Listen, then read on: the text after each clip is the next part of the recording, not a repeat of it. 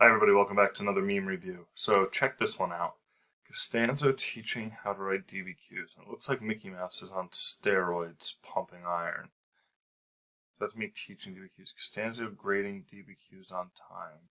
And my head is cratered in. Well, Mickey Mouse's. I gotta say, this is one of the more hurtful memes I've ever received.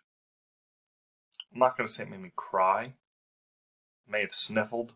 You know how uncomfortable crying makes me. Um, but Jason, this one hurt. Not cool. Not cool. What did I do to deserve this aside from taking weeks and weeks to grade your DBQs? You know what?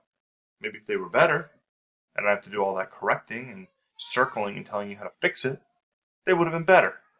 So you know what? I refuse to take responsibility for something that's completely within my control. This is on you guys. So it's a good meme.